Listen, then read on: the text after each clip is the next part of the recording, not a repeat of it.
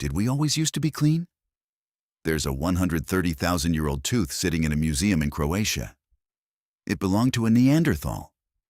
And on its surface, scientists found something nobody expected: grooves. Repeated, in the same spot, over and over. That Neanderthal was cleaning their teeth. On purpose, before modern humans even existed as a species. So here's the question this raises.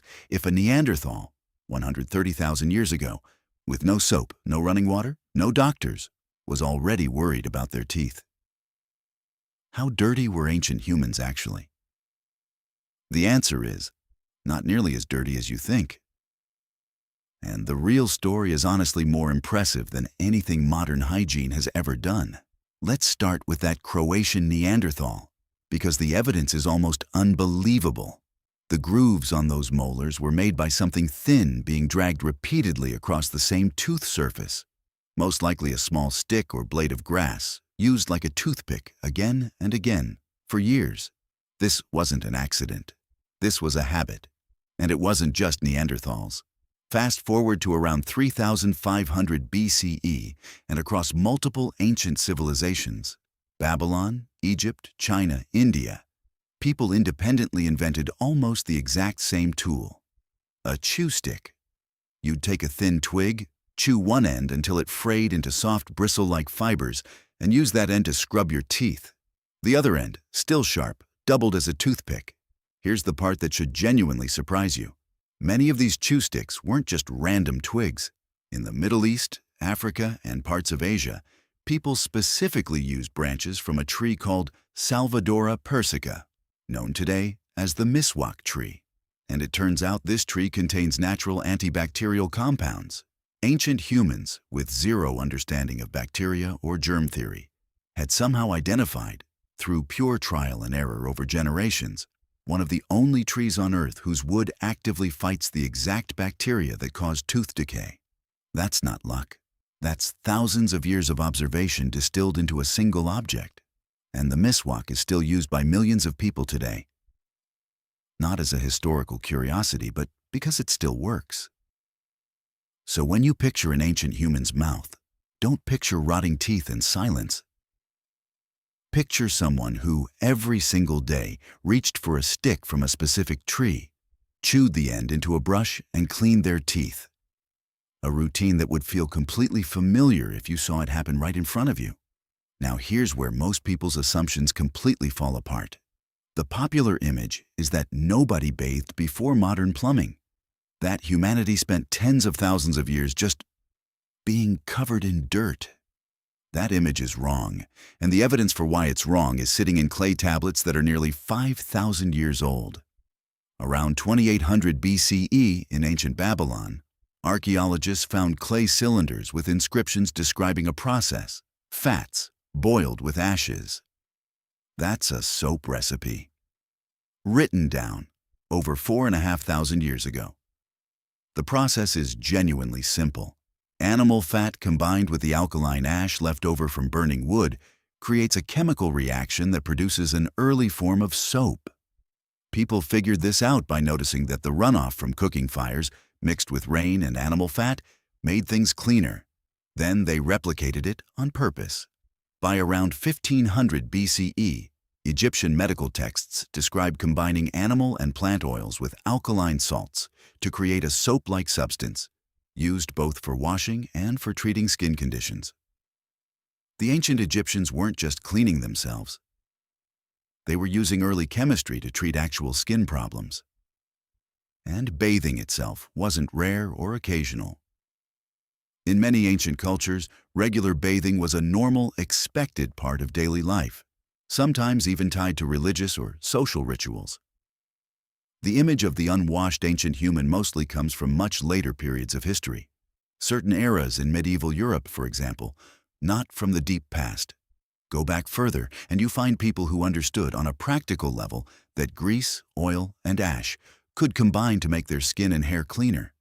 And they used that knowledge constantly. This next part is the one that genuinely surprises people because it sounds almost too organized for how old it is. At a site called Terra Amata on the French Riviera, archaeologists found evidence of human habitation dating back roughly 400,000 years. And among the things they found was something remarkable: a designated area, separate from where people slept and ate, where waste was consistently deposited, broken tools, food scraps, discarded material.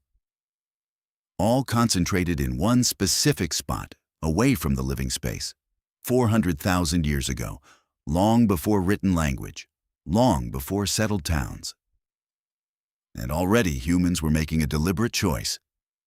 Keep the waste over there, and keep the living space over here. This pattern repeats again and again across the archaeological record. At a site called Neanderthals in Latvia, dating to between roughly 5,400 and 3,200 BCE, researchers found that hunter-gatherer-fisher communities were sorting their waste food remains, burned material, and other refuse into specific zones, eventually forming what archaeologists call a midden, a structured, communal waste site. Not a random mess. An actual system maintained by a group over a long period of time. Nobody had to explain germ theory to these people for them to figure this out. They almost certainly noticed, through simple cause and effect, that areas with rotting waste attracted pests, smelled bad, and seemed to make people sick more often. So they separated it, every single time, across completely different cultures, completely different time periods, completely different parts of the world. The same basic idea kept appearing. Keep the mess away from where you live. That's not a primitive behavior.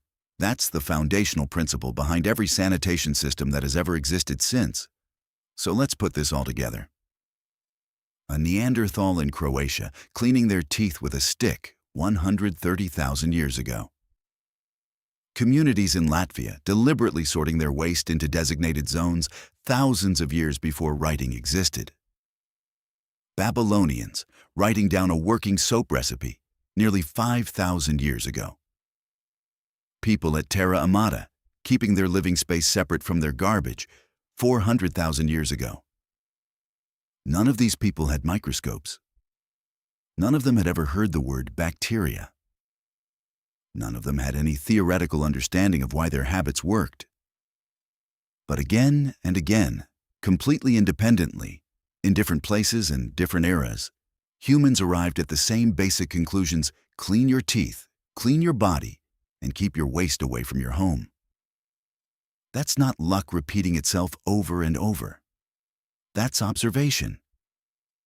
That's pattern recognition applied consistently over unimaginable spans of time until the behaviors became habits, and the habits became culture, and the culture eventually became the science we have today. The next time you brush your teeth, wash your hands, or take out the trash, you're not doing something modern. You're doing something humans have been refining for hundreds of thousands of years. The tools changed, the understanding changed, but the instinct, keep yourself clean, keep your space clean, that's older than almost anything else about being human. They didn't need a reason that made scientific sense.